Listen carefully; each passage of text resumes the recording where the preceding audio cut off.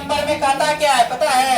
ये जो है दी गई समांतर श्रेणियों में एपी यानी क्या है, ये रिक्त स्थानों में क्या करते हैं, ज्ञात कीजिए। रिक्त स्थानों को ज्ञात कीजिए। रिक्त स्थान में अब क्या भराएगा उसको देखना है क्या।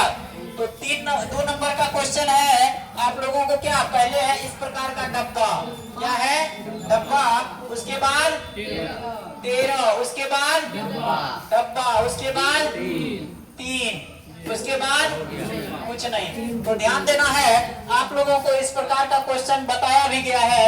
ये है प्रथम पद, ये है दूसरा पद, ये है तीसरा पद, ये है चौथा पद। समझ में आ रहा है ना। तो प्रथम पद को कौन चीज से लिखा जाता है? ए बराबर 1। उसके बाद दूसरा पद को ए प्लस डी ना, ए प्लस डी बराबर 13। समीकरण इसको मान लीजिए क्या, 1। उसके बाद ए प्लस 2d बराबर 1, ए प्लस 3d बराबर 3। समीकरण 2 समझ में आ रहा है। अब चलिए समीकरण 1 और 2 को जब हम हल करेंगे तो हमको ए और डी मिल जाएगा। नहीं, जब ए और डी मिल गया, पहला पद निकालना है ए और डी मिल गया तो कोनो पद कहेगा निकालने के लिए तो निकल जाएगा, कोई दिक्कत। चलिए अब उसके बाद हम लोग देख रहे हैं क्या, समीकरण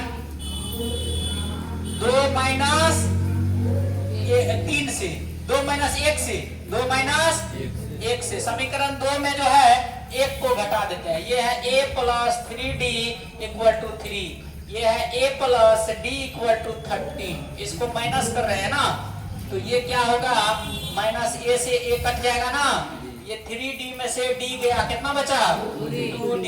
3 में से 13 गया minus 10। d equal to minus 10/2, d equal to minus 5। d का मान निकल गया।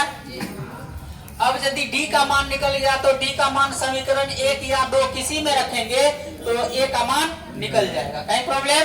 तो अब हम लोग क्या करते हैं, समीकरण 1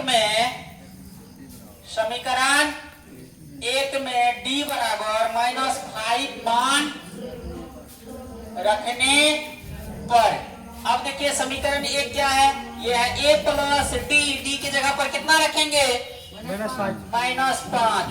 उसके बाद इक्वल टू 13 है ना। अब चलिए ये माइनस है, 5 कौन सी में है, माइनस में, उधर जाएगा तो प्लस में। तो a इक्वल टू क्या होगा 13 प्लस 5। a इक्वल टू कितना निकला 18। a का मान भी निकल गया और d का मान भी निकल गया। अब हमको क्या निकालना है, अब निकालना है a प्लस 2d। क्या निकालना है, a का मान 18 और 2 इंटू माइनस 5, ये हो गया 18 और माइनस कितना हो गया, ये 10, कितना निकला।